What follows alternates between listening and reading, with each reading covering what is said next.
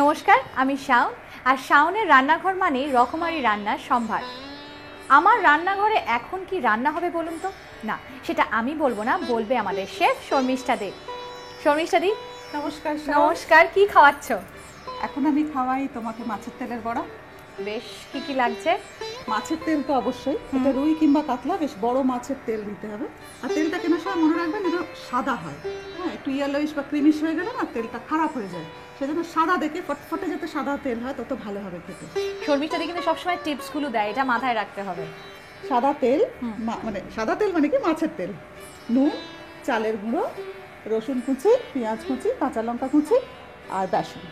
আচ্ছা, এটা সাজানোর জন্য আমি টমেটো আর অনিয়ন স্লাইস করে রেখেছো? এটা আমি পরে নেব।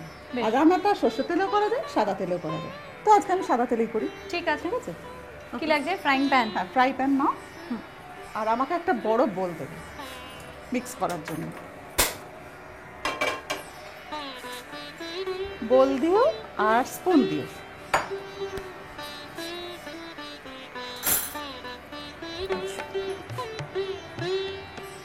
আচ্ছা, আমি বলি, তুমি দিতে থাকবে?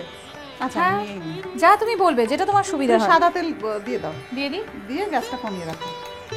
এখানে আমার মাছের তেল আছে একটা মাছের, তার সঙ্গে আমি 3 টেবিল স্পুন বেসন দিলাম। যদি লাগে পরে আমি আবার দিতে পারি। 1 টিস্পুন সল্ট, চালের গুঁড়ি, এটা কিন্তু ক্রিস্প করা হওয়ার জন্য। ঠিক আছে, 1 2 বড়টা যাতে মচমচে হয়। মচমচে হয়। আর একটা গোটা রসুন কুচি, মানে অন্তত 5-6 কোয়া তো থাকবেই। আর আছে আমার 2টো পেঁয়াজের কুচি। আচ্ছা, এখানে আমি বলে রাখি, মাখতে মাখতে যদি দেখি বাইন্ডিং হচ্ছে না, তাহলে কিন্তু আমি একটা ডিম দেবো। আর কাঁচা লঙ্কা যে যেরকম খাবে, আমি এখন 3-4টে কাঁচা লঙ্কা দিয়েছি। বেশি ঝাল খাও? বেশি ঝাল? হ্যাঁ, দিয়ে দাও। বড়া তো একটু ঝাল ঝাল খেতে ভালোই লাগে। আচ্ছা, এবার আমি মাখি। অবশ্য অনেকে যারা ঝাল খান না, তাদের জন্য একটু সমস্যা হয়ে যাবে, আমি বুঝতে পারছি। সেক্ষেত্রে কাঁচা লঙ্কাটা কমিয়ে দেবো, ওটা অপশনাল। আচ্ছা, আমার মনে হচ্ছে না ডিমটা লাগবে, বুঝলে? আচ্ছা, তুমি আমাকে একটা ডিম দাও। এর ভেতরেও দিয়ে দিতে পারো। এর ভেতরে দিয়ে এর দিই? ভেতরে দিয়ে দাও। ব্যাস, এবার ব্যাটার তৈরি হয়ে গেছে।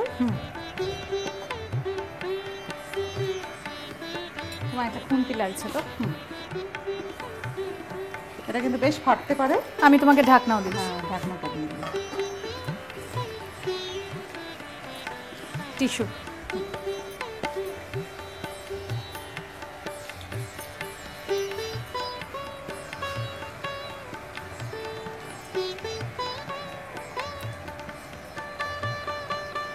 গ্যাসটা সব থেকে কমানো আছে না? হ্যাঁ, একদম কম আছে, দেওয়া আছে। আচ্ছা, দেখো, হ্যাঁ, একটা পিঠ ভাজা হয়ে গেলে এরকম ভাবে উল্টে দাও, খুব সাবধানে কিন্তু। সেটাই আমি বুঝতে পারছি, খালি ফাটছে। তেল তো মাছের তেল।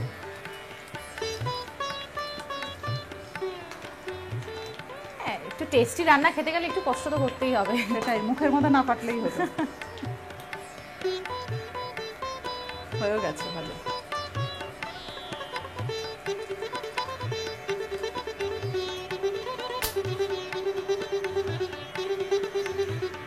Ready to serve? একদম।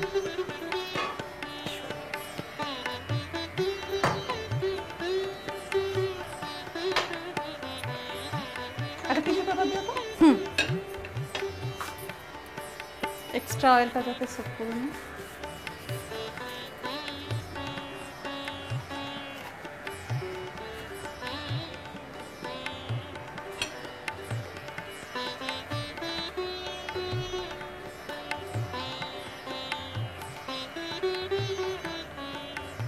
যে কোনো ফ্রায়েড আইটেম তোলার সময় তলায় একটা টিস্যু দিয়ে নেবে।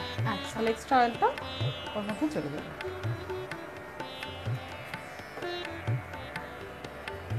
এবার তুমি আমাকে আর একটা টিস্যু দিও।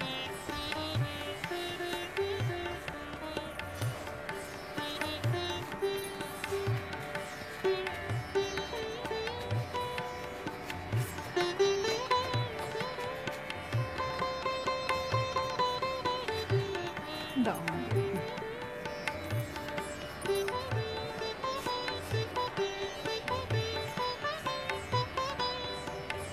এবার একটু টমেটো আর অনিয়ন রিং দিয়ে সাজিয়ে দিলেই একদম রেডি।